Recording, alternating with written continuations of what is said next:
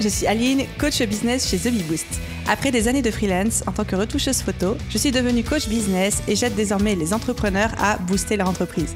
Si vous êtes à la recherche de stratégies, d'astuces, de retours d'expérience, de partage et d'une bonne dose de bonne humeur, vous êtes au bon endroit. Dans ce podcast, seul ou avec mes invités, je vous partage tout pour vous inspirer au quotidien, vous aider à atteindre tous vos objectifs et faire en sorte que vous puissiez développer le business de vos rêves. Alors, installez-vous confortablement et c'est parti pour l'épisode du jour. Hello à tous et bienvenue dans l'épisode 182 du podcast Je peux pas, j'ai business. Comme toujours, je suis absolument ravie de vous retrouver pour ce nouvel épisode de podcast, un petit peu particulier aujourd'hui puisqu'on va aborder une question que je me pose beaucoup en ce moment, et puis pas qu'en ce moment en fait, parce que ça fait quand même plusieurs semaines, pour ne pas dire plusieurs mois, que ça me trotte dans la tête.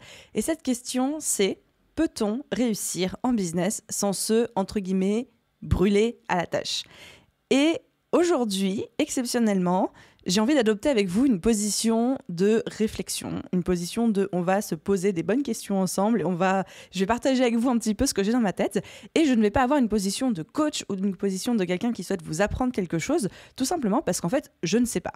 Aujourd'hui, je viens vers vous avec un sujet, mais je n'ai pas de réponse précise à vous donner, je n'ai pas de réponse précise à vous apporter, juste une position de questionnement profond et qui fait suite à, encore une fois, des questions que je me pose moi beaucoup, mais aussi des conversations que j'ai eues avec énormément d'entrepreneurs autour de moi récemment, ces dernières semaines, ces derniers mois. Donc voilà, j'espère qu'on va pouvoir explorer ça ensemble et que vous ne me tiendrez pas rigueur de ne pas avoir une conclusion ferme et définitive d'ici la fin de ce podcast. Donc, allons-y. Peut-on, à votre avis, réussir en business sans se brûler à la tâche? Et quand je dis brûler, pour être très explicite, c'est en mode faire un burn-out, s'épuiser, ou alors se brûler qui est l'étape un petit peu juste avant le burn-out, mais c'est-à-dire s'épuiser en termes d'énergie, en termes de temps, en termes de passion, etc. Quand on pose la question comme ça, quand on lit le titre de ce podcast, on aurait tendance, de manière très naturelle, à dire tout de suite, bah oui, évidemment qu'on peut réussir sans se brûler. Je veux dire, si il fallait forcément faire un burn-out pour réussir ou pourquoi, ça se saurait. Et encore aujourd'hui, on a plein d'exemples de gens qui vivent très bien de leur activité et qui ne sont pas du tout passés par la case burn-out. Et effectivement, vous avez raison. Mais vous allez voir que dans ma tête, à moi, Aline, aujourd'hui, c'est pas aussi simple que ça. Avant toute chose, pour qu'on soit très clair, vous et moi, on va redéfinir un petit peu ce que c'est la réussite. Parce que dans peut-on réussir sans se brûler, il y a aussi la définition de la réussite.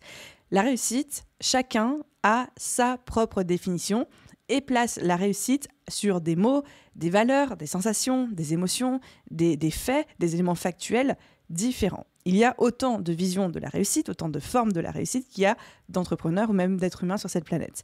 Chacun a sa définition et ça, c'est complètement OK. J'avais d'ailleurs fait un épisode de podcast sur le sujet, c'est l'épisode 176, la pression sociale de la réussite. Je vais vous mettre le lien dans la description de cet épisode, comme ça vous pourrez aller l'écouter ou le réécouter pour ceux qui l'ont déjà écouté. Donc, au final, oui, chacun a sa définition de la réussite et à partir de ça, on peut très bien réussir sans se brûler. Pour certaines personnes, la vision de la réussite, c'est tout simplement vivre confortablement de leur activité, subvenir aux besoins de leur famille, de leurs proches, et ça marche très bien. Effectivement, il n'y a pas du tout besoin de faire un burn-out pour arriver à ce type de résultat. J'ai parlé moi-même personnellement avec beaucoup de personnes qui sont adeptes de ce qu'on appelle le slowpreneuriat, c'est-à-dire entreprendre moins mais mieux, plus en conscience, de manière plus efficiente aussi. J'ai parlé avec beaucoup de personnes qui sont également adeptes du business minimaliste, qui ont réussi dans le sens qui vivent confortablement de leur activité en travaillant peu d'heures ou peu de jours par semaine. Et je suis sûre que même vous avez lu des bouquins, la fameuse semaine de 4 heures, la fameuse journée de 33 minutes, où vous avez entendu des personnes qui disent « moi je bosse que 3 jours par semaine » ou alors « moi je bosse que 3-4 heures par jour », etc. Mais du coup, j'ai envie de reformuler pour moi-même la question de peut-on réussir sans brûler à travers mon prisme de ma vision de la réussite.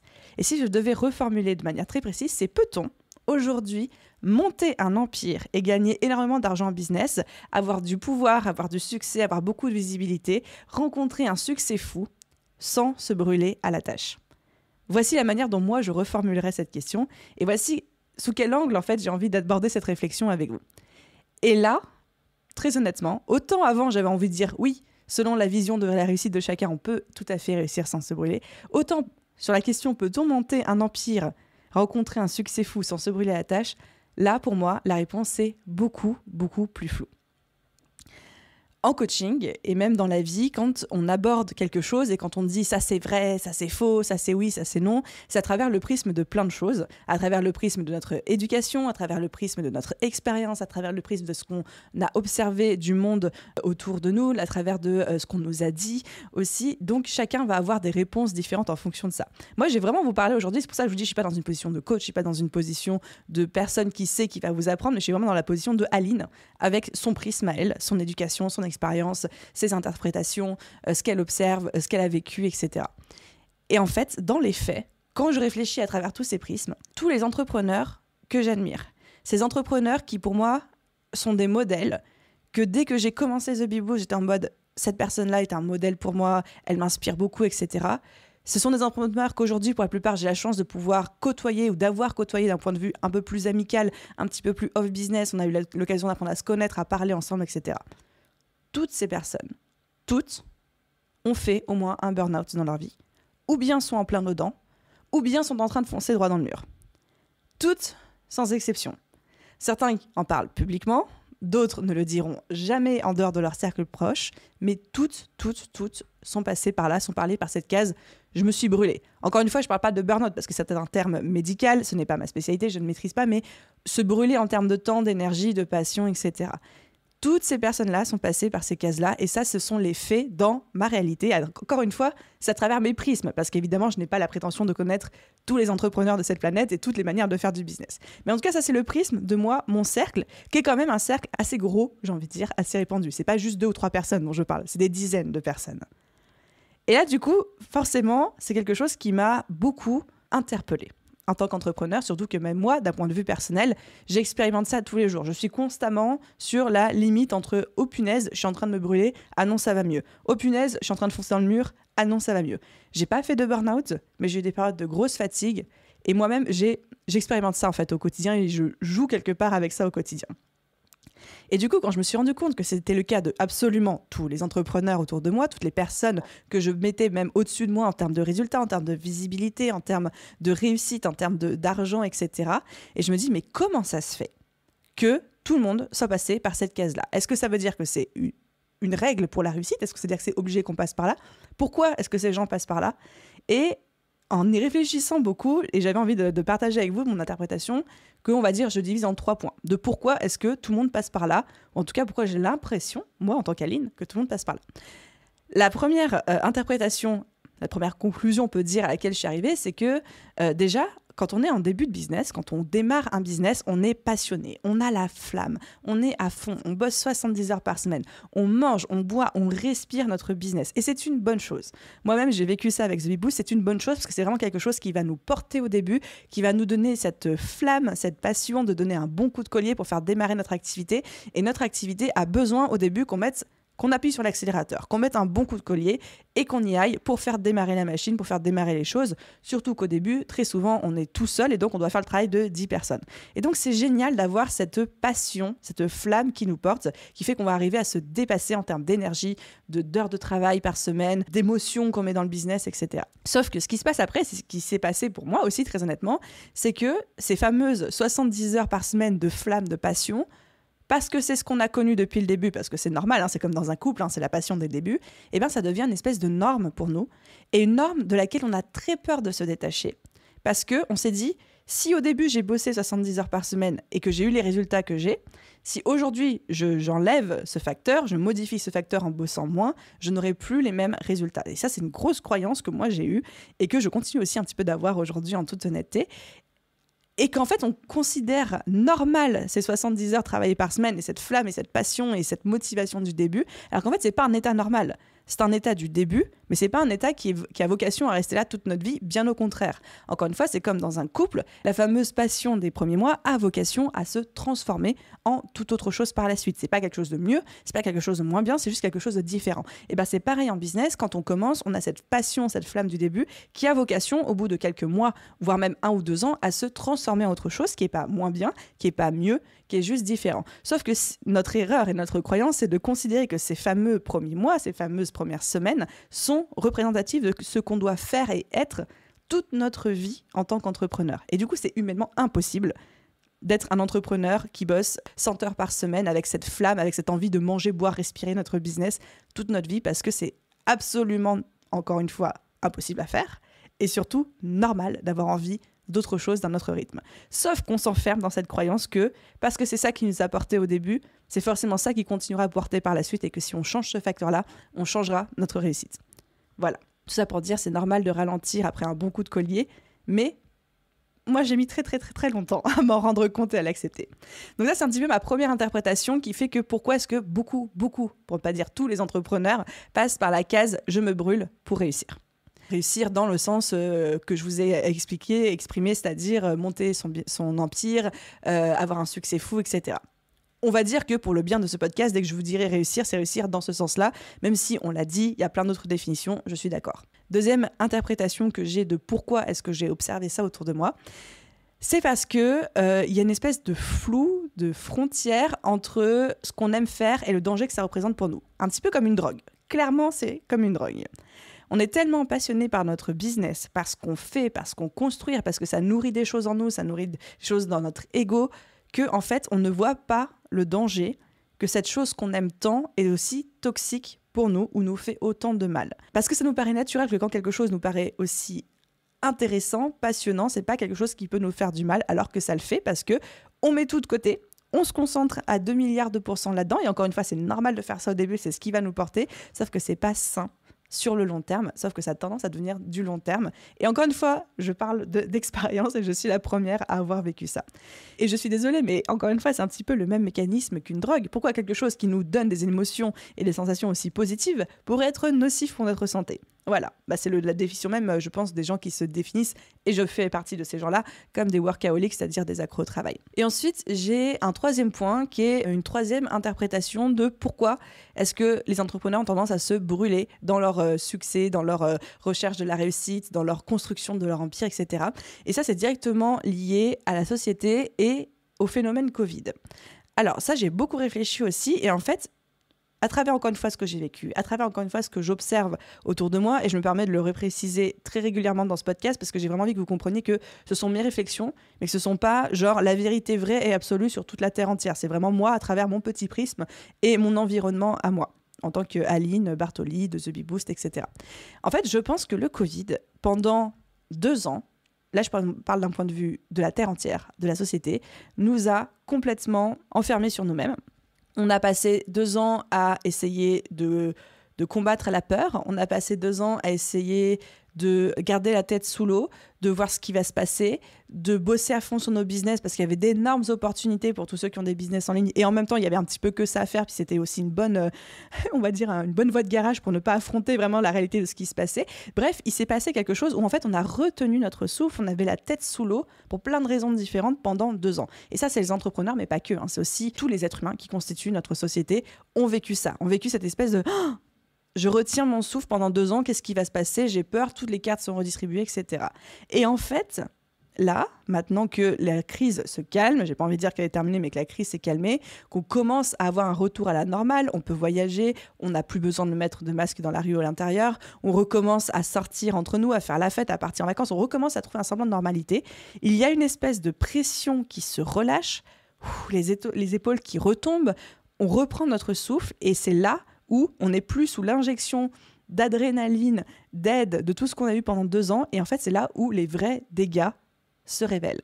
C'est-à-dire que c'est là où j'observe autour de moi, et encore une fois, c'est pas que dans les entrepreneurs, une énorme fatigue, presque comme des syndromes post-traumatiques aussi chez les entrepreneurs, mais pas que, encore une fois, chez un petit peu tout le monde en mode « punaise, on vient de vivre 2 ans assez traumatisants, il s'est passé des trucs qu'on n'aurait jamais pensé vivre dans une vie, et là, je suis en train non seulement de me rendre compte de tout ça, mais en plus d'accuser le coup. » Et c'est exactement le même syndrome que quand, vous savez, on part en vacances, et c'est quand on part en vacances qu'on tombe malade. Comme si notre corps avait retenu sa fatigue, sa maladie, etc., tant qu'on avait besoin qu'il soit opérationnel, mais qu'une fois qu'on peut se reposer, c'est-à-dire qu'une fois on est en vacances, pouf, il tombe malade. Et bien j'ai l'impression que là, on est en train de vivre la même chose, mais à beaucoup plus grosse échelle, qui est l'échelle de j'ai tout retenu, j'ai tout intériorisé pendant 2 ans parce que j'étais en mode survie, en mode attente, en mode mon Dieu, va falloir tout donner, va falloir se battre ou va falloir se défendre contre l'ennemi qui était du coup cette crise qui nous tombait dessus. Et là, pouf, d'un coup, il y a tout qui se relâche. Et le symptôme numéro 1 de ce relâchement, c'est une énorme fatigue. Mais pas une fatigue en mode « je suis crevé, je vais dormir ». Une fatigue émotionnelle, une fatigue spirituelle, une fatigue relationnelle, une fatigue énergétique, enfin une fatigue physique, une fatigue sur tous les points qui fait qu'il y a beaucoup de personnes actuellement qui sont en train de se diriger droit vers le burn-out ou qui sont en plein dedans, tout simplement parce que pouf, on est en train de relâcher une pression qu'on a retenue pendant 1 an et demi, 2 ans. Et ça, je pense que, en tout cas, ça reste ma théorie, ça n'a été back-upé par absolument rien de scientifique, mais je pense que ça, c'est aussi une des raisons numéro 1 pour lesquelles j'ai observé ce que j'observe en ce moment. Donc voilà un petit peu pourquoi ces interprétations que j'ai me donnent la sensation aujourd'hui, et c'est un petit peu la première partie de ma conclusion, que de par mon éducation, de par mes expériences, de par ce que j'observe du monde autour de moi, il est compliqué, pour ne pas dire impossible, de monter un empire sans se brûler à un moment à la tâche. Ne serait-ce que parce qu'en tant qu'entrepreneur, pour savoir où sont nos limites en termes d'énergie, de passion, de temps, etc., on a besoin de poser le pied dessus. Et poser le pied sur une limite, ça veut dire se brûler. On peut se brûler temporairement, on peut se brûler juste l'espace de quelques jours ou de quelques semaines, et vite faire marche arrière. Mais on est obligé à un moment de poser le pied sur la frontière. Et je sais qu'à ce moment-là du podcast, il y en a plein d'entre vous qui ont envie de me dire « Mais attends, Aline, il y a quand même plein de personnes qui ne bossent que 4 heures par semaine, ou alors 3 jours par semaine, enfin bref, très peu, qui montent même des business, qui écrivent des bouquins là-dessus. » Ces gens-là te prouvent qu'il est possible de réussir sans passer par la case se brûler et au contraire en bossant pas trop, en ayant vraiment un respect vie pro, vie perso, etc. Et en fait, j'ai envie de vous dire oui, sauf que 99,9999% de ces personnes-là, et je laisse le petit doute parce que je n'ai pas encore une fois la prétention de les connaître tous, toutes ces personnes-là ont commencé en bossant 100 heures ou 70 heures par semaine et ensuite se sont rendus compte qu'il y avait une autre manière de faire, etc., etc. Mais pas une seule personne que je connais qui aujourd'hui a adopté ce business model-là, l'a adopté dès le début et n'est jamais passé par une case « je me brûle, burn-out », etc. C'est-à-dire c'est des gens qui d'abord ont trimé pour ensuite arriver au rythme d'aujourd'hui qui est de bosser juste quelques heures ou quelques jours par semaine, grand max. Voilà. Et en fait, quand je dis aucune personne, si j'ai une exception en tête qui confirme la règle, pour moi, qui est l'exception qui confirme la règle, mais j'ai mon amie Charlotte, qui est la seule entrepreneuse, je pense, que je connais, qui a toujours bossé entre 20 et 25 heures par semaine, un petit peu plus en période de rush, et qui a un business qui, pour moi, on va dire, remplit ma définition de la réussite, dans le sens de construire vraiment quelque chose qui a de l'impact, qui a une énorme vision, etc. Et encore, je sais que Charlotte elle-même est passée par des périodes beaucoup plus difficiles quand elle était salariée de son côté. Donc même là encore, on n'est pas sur l'exemple de quelqu'un qui n'a jamais connu de période type burn-out, bore-out, brown-out, vous appelez ça comme vous voulez.